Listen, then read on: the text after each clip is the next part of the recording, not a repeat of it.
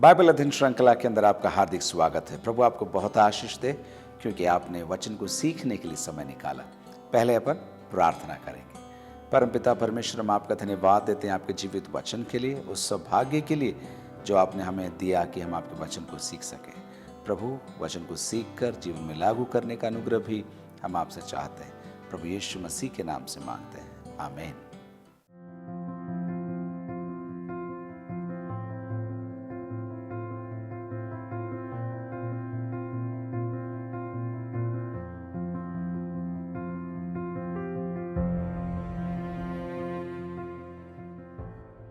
आज हम इफिसियों की पत्री के 6 अध्याय की 21 आयत से आगे सीखेंगे।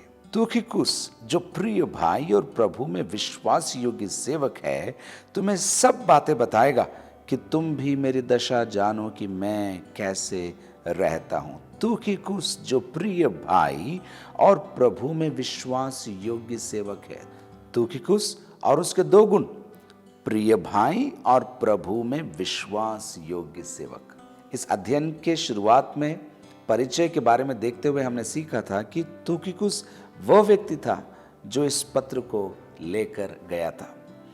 उसके नाम का पहला जिक्र हमको प्रेरितों के काम उसके 20वें अध्याय के अंदर मिलता है। प्रेरितों के काम 20वें अध्याय की 4 आयत। बीरिया के पुरुष का पुत्र सोपत्रुस और थिस्सलुनीकियों में से अरिस्तर्खुस और सिकुंदुस और दिर्बे का गयुस और तीमुथियुस और आसिया का तुखिकुस और त्रुफिमुस आसिया तक उसके साथ हो लिए। पहला विवरण। उसके बाद तीतुस की पत्री उसके 3 अध्याय के अंदर हमको दूसरी बार उसके नाम का जिक्र मिलता है। तीतुस की पत्री उसका 3 अध्याय और उसकी 12वीं आयत। जब मैं तेरे पास अर्तिमास या तुखिकुस को भेजूं तो मेरे पास निकोपुलिस आने का प्रयत्न करना, क्योंकि मैंने वहीं जाड़ा काटने का निश्चय किया है। पौलुस लिख रहा है, अर्तिमास या तुखिकुस को मैं जब भेजूं तुम्हारे पास, तो तुम भी मेरे पास निकोपुलिस में चले आना। उसके पश्चात कुलुसियों की पत्री के अंदर भी इस अजीज भाई का नाम हमें देखने को मिलता है। कुलुसियों की पत्री उसका 4 अध्याय उसकी 7 और 8 आयतों के अंदर। प्रिय भाई और विश्वास योग्य सेवक, वापस 2 गुण इस भाई के बारे में। प्रिय भाई और विश्वास योग्य सेवक तुखिकुस, जो प्रभु में मेरा सहकर्मी है। तीसरा गुण, जो प्रभु में मेरा सहकर्मी है, मेरी सब बातें तुम्हें बता देगा। लौट कर आते हैं इफिसियों की पत्री 6 अध्याय उसकी 21 आयत। तुखिकुस, जो प्रिय भाई और प्रभु में विश्वास योग्य सेवक है, और बाद में हमने पढ़ा मेरा सहकर्मी है, तुम्हें सब बातें बताएगा। पौलुस कैद के अंदर है, उसके प्रियजन उससे बहुत दूर हैं। तुखिकुस इस पत्र को लेकर जाएगा, और ऐसा अनुमान हम लगा सकते न केवल लेकर जाएगा, लेकिन तुखिकुस वही व्यक्ति है जिसने पौलुस के शब्दों को सुन सुनकर अंकित किया है।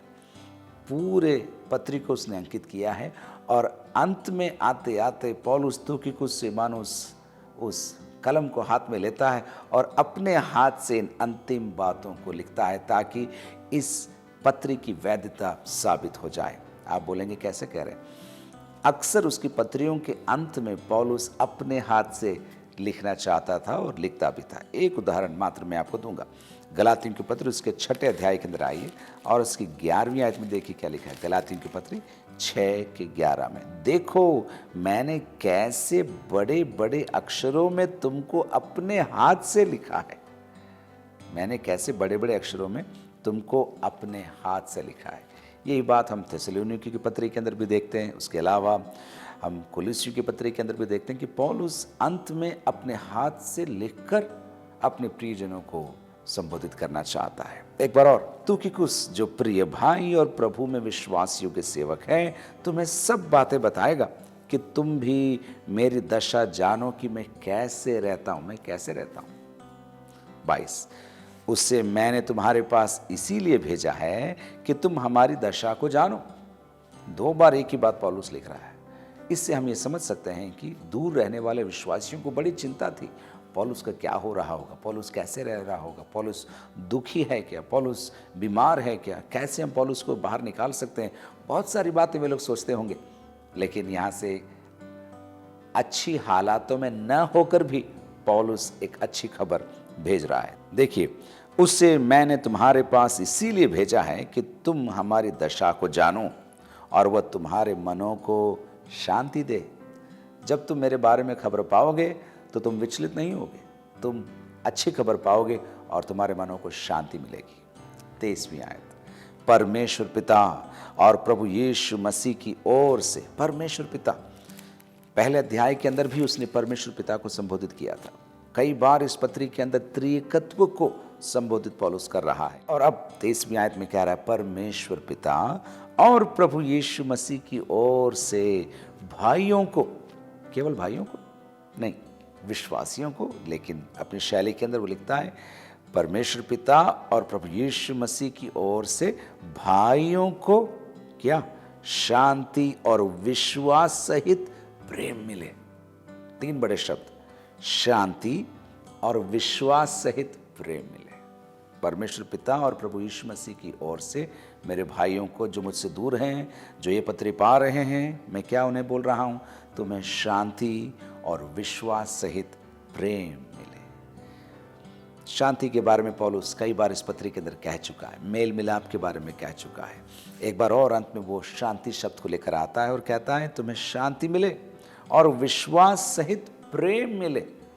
हर अध्याय के अंदर, हर पद्यांश के अंदर प्रेम है, प्रेम के बारे में, प्रेम में, प्रेम से। अंत में लिखते लिखते एक बार और वो कह रहा है विश्वास सहित प्रेम मिले। 24वीं आयत, जो हमारे प्रभु यीशु मसीह से सच्चा प्रेम रखते हैं। फिर प्रेम आ गया, लेकिन अब इस प्रेम के साथ एक और शब्द पौलुस जोड़ रहा है, जो हमारे प्रभु यीशु मसीह से सच्चा प्रेम रखते हैं, उन सब पर अनुग्रह होता रहे। सबके ऊपर नहीं, अपने आप को मसीही कहने वालों के ऊपर नहीं, लेकिन उन सब पर जो यीशु मसीह से सच्चा प्रेम रखते हैं, उन सब पर अनुग्रह होता रहे। तो चौथी बात हम यहां देख रहे हैं, अनुग्रह। क्या है 4 बातें? शांति, विश्वास, प्रेम और अनुग्रह। इस पत्री के अंत में आते आते पौलुस ये 4 शब्दों के द्वारा अपने लोगों को वो आशीष देना चाहता है, उन्हें ब्लेस करना चाहता है और उन्हें कहना चाहता है तुम्हें कोई कमी ना होने पाए, तुम्हें शांति, तुम्हें विश्वास, तुम्हें प्रेम, और जो प्रभु यीशु मसीह से सच्चा प्रेम करते हैं उन्हें अनुग्रह मिलता रहने पाए। इफिसियों की पत्री का अध्ययन हम मिलकर कर रहे थे। 6 अध्याय पूरी पत्री के अंदर। पहले 3 अध्यायों में ईश्वरीय सिद्धांत, बाकी के 3 अध्यायों में दैनिक जीवन के लिए निर्देश। पहले 3 अध्यायों के अंदर परमेश्वर, प्रभु यीशु मसीह और पवित्र आत्मा के बारे में अद्भुत ज्ञान। क्रूस ने किस प्रकार मानव जाति को एक किया, उतना ही नहीं, मानव जाति और परमेश्वर के साथ कैसे हमारा मेल मिलाप कराया, उसके बारे में ज्ञान। इतना ही नहीं, 3 अध्याय में पौलुस अपने आप को अन्य जातियों का सेवक कहता है, और वह कहता है मुझे ये भेद परमेश्वर ने दिया। वह भेद जो बहुत समयों से छिपा हुआ था, परंतु परमेश्वर ने अपने पवित्र, प्रेरित और भविष्यद्वक्ताओं पर प्रकट किया। 3 अध्याय के अंतिम भाग में आते आते मसीह के प्रेम के बारे में पौलुस हमें याद दिलाता है, और वो कहता है तुम प्रेम में जड़ पकड़कर और नींव डालकर सब पवित्र लोगों के साथ भली भांति समझने की शक्ति पाओ कि परमेश्वर के प्रेम की चौड़ाई और लंबाई और ऊंचाई और गहराई कितनी है। उसके बाद 20वीं आयत में वो हमें याद दिलाता है और कहता है अब जो ऐसा सामर्थ्य है कि हमारी विनती और समझ से कहीं अधिक काम कर सकता है, उस सामर्थ्य के अनुसार जो हम में अभी कार्य कर रही है। तो ईश्वरीय प्रेम, ईश्वरीय सामर्थ्य, ईश्वरीय बुद्धि, ईश्वरीय प्रबंध और महिमा से भरे हुए ये 3 अध्याय। लेकिन साथ ही साथ अगले 3 अध्यायों में एकता के बारे में हम उद्बोधन देखते हैं। पवित्रता के लिए एक मांग और एक पुकार हम देखते हैं।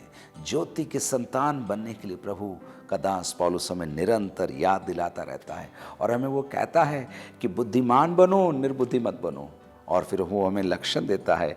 बुद्धिमान व्यक्ति अवसर को बहुमूल्य जानता है, बुद्धिमान व्यक्ति परमेश्वर की इच्छा को जानता है, और बुद्धिमान व्यक्ति पवित्र आत्मा से भरा रहता है। और फिर पवित्र आत्मा से भरे हुए व्यक्ति की भी कुछ बातें वो हमें 5वें अध्याय के अंदर सिखाता है। पवित्र आत्मा से भरा हुआ व्यक्ति संगति करता है, पवित्र आत्मा से भरा हुआ व्यक्ति आराधना करता है, पवित्र आत्मा से भरा हुआ व्यक्ति धन्यवाद देता है, और पवित्र आत्मा से भरा हुआ व्यक्ति एक दूसरे के अधीन रहता है। 5वें अध्याय की 22वीं आयत से आगे पौलुस हमें याद दिलाता है कि घर के अंदर, न केवल समाज में बाहर, लेकिन घर के अंदर भी किस प्रकार के संबंध होने चाहिए। पत्नी पति के अधीन रहे, पति पत्नी से प्रेम करे, और दोनों मसीह में और मसीह के लायक ये कार्य करें। 6ठे अध्याय में आते आते हमसे वो बच्चों और माता पिता के संबंधों के बारे में हमें सिखाता है। बच्चों को चाहिए कि वे अपने माँ बाप का आदर ही नहीं, उनकी बातों को माने, उनकी आज्ञा का पालन करें, ताकि उनको भलाई मिले, उनका भला हो और वे लंबी उम्र जी सके। फिर माँ बाप से कहता है बच्चों को क्रोधित मत करो, उन्हें तंग मत करो, ताड़ना दो, लेकिन आगे बढ़ाने के लिए, नई बातों को उन्हें सिखाने के लिए। फिर दासों से कहता है जैसा मसीह से तुम भय रखते हो, जैसा मसीह के लिए करते हो, वैसे ही तुम्हारे स्वामियों के लिए भी करो। और स्वामियों से कहता है तुम ये समझ लो कि उनके ऊपर और तुम्हारे ऊपर एक ही स्वामी है, जो सब कुछ अपनी आंखों से देखता है और प्रतिफल भी देता है। मैं विश्वास करता हूं आप इन अध्यायों से प्रेम करने लगे होंगे। अंतिम भाग में आते आते आत्मिक हथियार के बारे में, आत्मिक युद्ध के बारे में, प्रार्थना के बारे में पौलुस एक के बाद एक आयतों के अंदर हमारे लिए खोलकर हमें सिखाता है।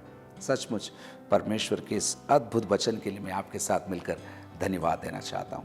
एक बार मैं हाथ उठाकर प्रभु को धन्यवाद देता हूँ और कहता हूँ प्रभु धन्यवाद इस पत्री के लिए, धन्यवाद हमें स्वर्गीय स्थानों में पहुंचाने के लिए, धन्यवाद हमें आशीषों को देने के लिए, धन्यवाद हमारे भविष्य के बारे में हमें याद दिलाने के लिए, और धन्यवाद हमें ये याद दिलाने के लिए कि हमें सुसमाचार हियाव के साथ और सफाई के साथ सुनाने की ज़रूरत है। पौलुस ने जैसे पत्री के अंत में कहा, मैं भी इस अध्ययन के अंत में आपसे यही कहना चाहता हूँ, परमेश्वर पिता और प्रभु यीशु मसीह की ओर से आपको शांति और विश्वास सहित प्रेम, और जब आप परमेश्वर प्रभु यीशु मसीह से सच्चा प्रेम करते हैं, आपको निरंतर अनुग्रह भी मिलता रहे। प्रभु आपको बहुत बहुत आशीष दे।